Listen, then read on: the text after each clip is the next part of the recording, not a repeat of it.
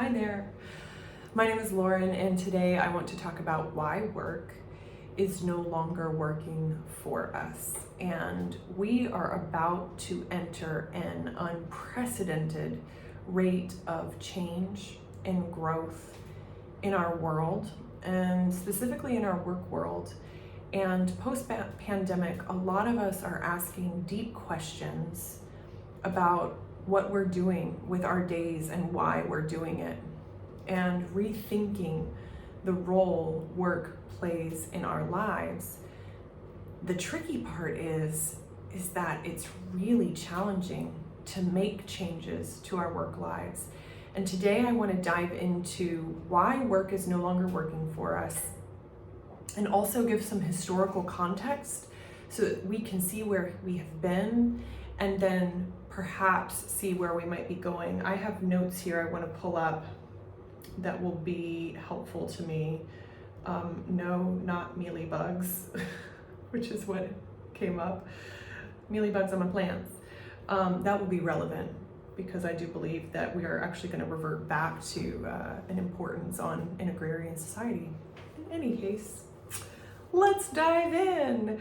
Okay, so I wrote an email earlier this week about all the expectations that we saddle our work with, and the way that we have created an unholy coupling of purpose and work that is not actually doing us any favors. So what do I mean by that? Well, I want to mention the work of Derek Thompson. He's a writer, he's writing in The Atlantic, and he has created a theory that here in the West, and I'm specifically speaking about the United States, we have created a cult of work to the point where work has become a religion. He calls it workism, and I'm totally on board with that concept. He believes that work is doing the work that religion used to do in our culture. And in his words, that means that work is providing us community, it is giving us a chance for self-actualization, and it is helping us find meaning. And those are all things that religion in the past has done for us, and now it is work in that role. I agree completely with what he's saying, and I want to take it several steps further. I believe that we have incredibly outsized expectations for our work, and those expectations have set work up in such a way that changes to our work lives and our work structures become almost existential when we do try to start dismantling them. Let's talk about why. So the expectations that I've identified that we place on work are really important, because we have to start there to see why it then becomes hard to destabilize or change what we're currently doing, because we exist in a system. You know, we are part of a system that includes our work and our home life, and then our place in a community. So let's talk about the expectations that we place on our work. And the other reason I'm bringing this up is because, have you ever had a friend who had really huge expectations for their partner? Typically it's gendered, doesn't have to be, but they want their partner to be everything. They want their partner to read poetry and be able to emote, but also know their way around a hammer, feel just as comfortable dressing up for a night on the town as chilling at home. They want their partner to be all things. And we know on the outside that when someone gets into a relationship like that and puts those kinds of expectations on the partner, it's doomed. The relationship is doomed, because someone, the one with all the expectations, is not going to get all those expectations met, and they will start to feel resentful. And the one who has all the expectations on them is going to go, this is impossible, I'm never good enough, right? So you can see the unhealthy dynamic that is happening there. We do this to our work. Here's what I've identified. So we have the following expectations: economic, fulfillment, status, impact, self-actualization, and community expectations. And I'm looking at it now, perhaps we could put fulfillment and self-actualization into one, psychic or spiritual. So let's look at them. Economic expectations include salary, benefits, and your relationship to the socioeconomic hierarchy in your community at large. The fulfillment expectations I've identified include enjoyment of your day-to-day tasks, alignment with purpose, and general satisfaction with one's performance. Status expectations encompass socioeconomic, intellectual, and managerial status and reinforce that distinctly American hierarchy. Impact expectations are fairly new, but they include assessing the social impact on both a micro and a macro level. Does your organization have declared values and operate by them? How do they treat their employees, their customers, and vendors? Do those values align with your values and the greater socio-cultural trends?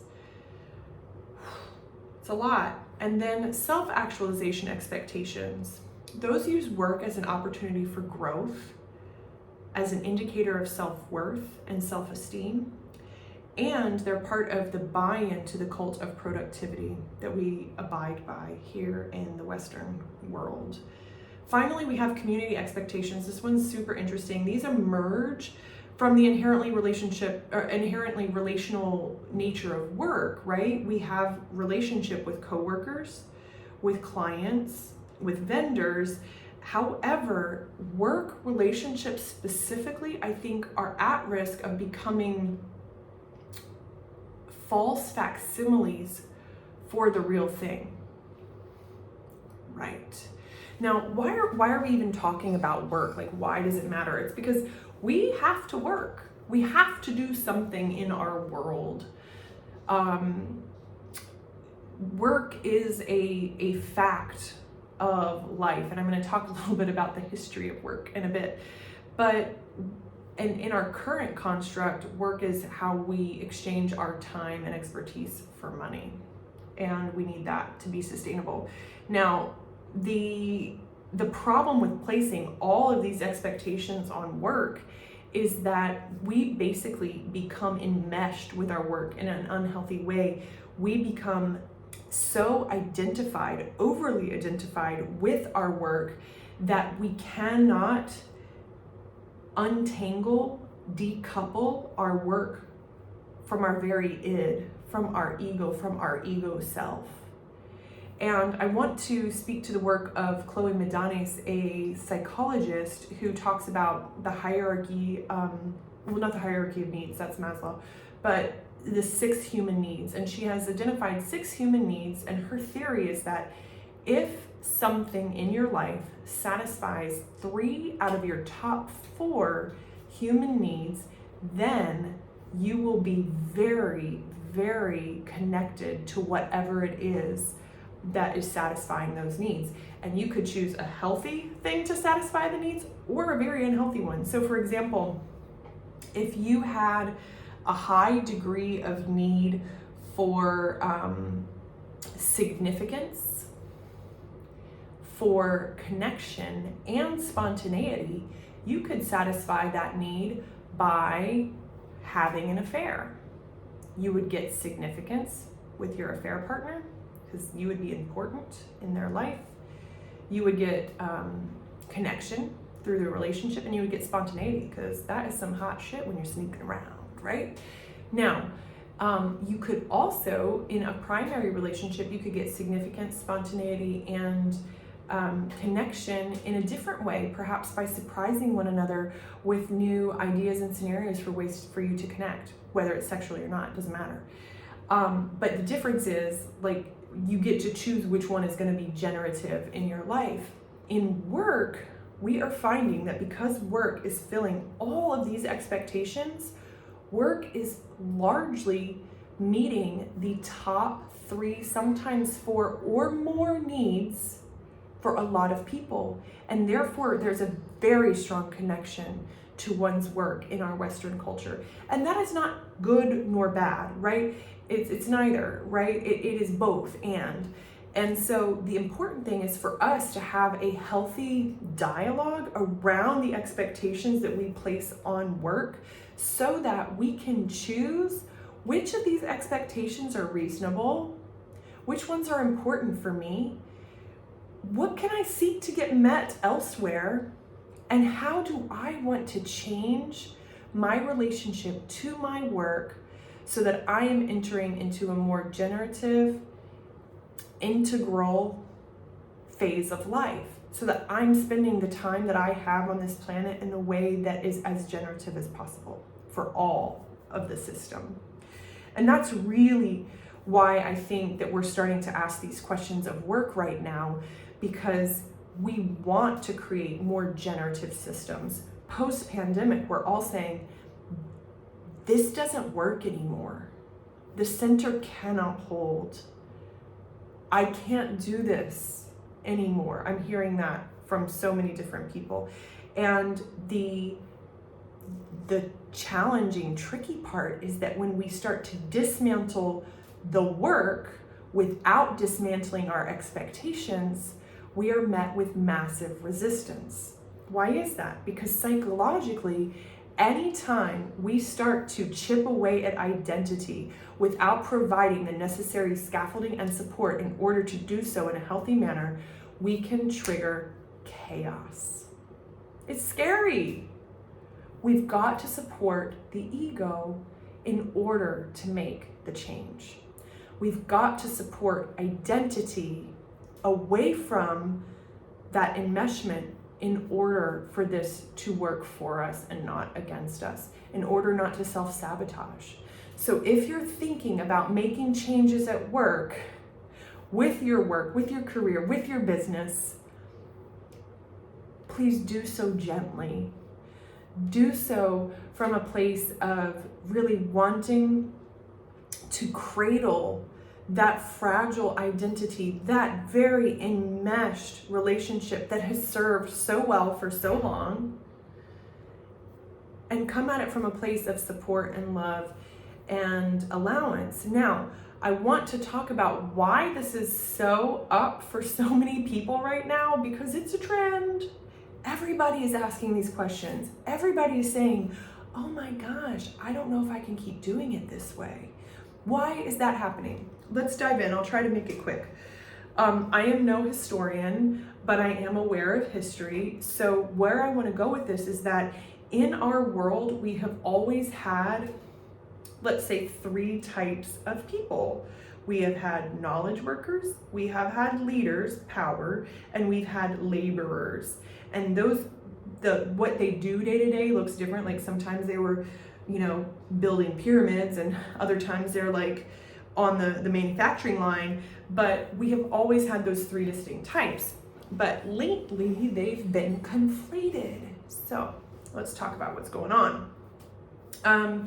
It's easy to identify these folks over the course of history. So earliest man, we have the people doing the cave drawings, we have the people hunting, we have the people gathering. As we move forward into a more developed society, let's go to the Egyptians. We have slave labor, we have the pharaohs in power, we have the knowledge workers, the wise men, the scribes, those who can interpret dreams. Fast forward yet again to the era of, let's say Plato and Socrates, as we call him in my family, and you've got the philosophers, you've got the kings, and then again you've got the slaves. And that continues, that pattern, it runs through feudal times. The knowledge workers were then the bards, and I don't know if I don't want to put religious workers in there. I want to put them in power because they consolidated power at that time. But definitely the bards and the storytellers and the shamans, the people on the fringes of society, are the knowledge workers. As we move into the Renaissance, we have the Leonardo da Vinci's, the artists, and they are patronized by those in power, And then there is still a lower class of laborers. We move into Enlightenment, where the knowledge worker started to gain even more in status. And then we came into the Industrial Revolution, the first one, roughly 1760s to 1840-ish. And the knowledge worker became, again, even more important. But I think the second Industrial Revolution is when that started to happen at a more rapid pace. So second Industrial Revolution spanned the late 1800s through to the start of the Second World War. And so then we have mass manufacturing. We're definitely no longer an agrarian society. We're manufacturing. And you've got the creation of incredible wealth, sometimes accrued to the inventor, the knowledge worker, but most often still accrued to the people in power, and then still the laborer, whether they're on the farm or in the factory, still doesn't really matter. Now, what happens next? We went through that mid-century period, and then we come out into the digital revolution. I'm going to call that starting in the 80s and then moving into the 2000s. I don't know what to call the era we're in now. We will get to that. But the digital revolution is when the power, the knowledge worker, and the laborer shifted so dramatically that it has changed everything, and then will continue to accelerate change in our current era. So let's talk about it, because it impacts how we think about work. So in the digital revolution, we see for the first time that the knowledge worker can consolidate information that is so valuable that the knowledge worker rises to the level of ruler power. So you see the Googles, the Amazons, the Facebooks, the founders of those organizations start to become the ruling class. The knowledge worker and the ruling class have merged in some cases. And we still have labor classes providing labor, manual labor and services, and low tech labor. And we have a more stratified hierarchy as well in the class system, but we do have more mobility for the knowledge worker. It is really the first time in history that the knowledge worker is integrated into society on such a grand scale that the knowledge worker can work from home, work anywhere in the world for the most part, and use their own experience without having to apprentice or undertake lengthy and costly education in order to succeed at what they're doing. It's unprecedented. And that means that there is a lot more self-determination happening within the workplace. We're asking these questions of, is my work serving me as much as I want it to? Am I asking too much of it? Is there a different path that I can take? And that's where a lot of people are finding that they no longer want to do work in the old way, because I suspect that a lot of the unhappy employees are in organizations that haven't properly embraced, metabolized, and then reconfigured themselves to address the digital revolution that has already come and gone. They are still operating like mid-century or even second industrial revolution companies. Yikes. So we have all of these expectations of our work partner, let's say.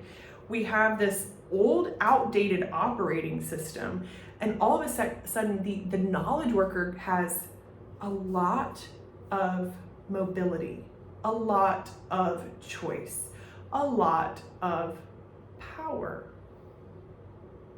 This is huge. So where are we going? In the next 5 to 20 years, we are going to see the rate of change in our workplace accelerated more than we've ever seen it in the history of mankind. We've seen it already with the adoption of AI. It's happened since November. This video is being posted in April. Massive shifts will be happening, and the people who are most well equipped to survive and thrive in this challenging time are those who are the knowledge workers and the people asking, what is the nature of the work that I do? What do I want my work to do for me? Am I asking too much of it? Too little? What do I want to change? How can I come at this for more alignment? What can I do so that I am feeling good and creating generative, sustainable systems and being part of them in this really wild space and time? That's what I have to say about work today. I don't know that that's like a neat tie with a bow, but here is what I want to be looking at in the future. I'm just going to go to some notes. I want to keep asking the questions of how can we engage with our work so that we are moving mankind forward in a way that is sustainable? That's what I want to know. So if you'd like to continue this discussion with me, please feel free to like and subscribe.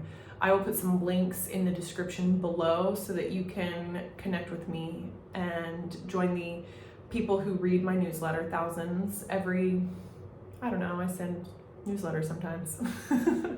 And then if you are curious about your own relationship to work, you can take my quiz. It is the link below. Take the quiz, find out what kind of relationship you have to your work. You could be one of 4 types. And I will see you soon. Peace.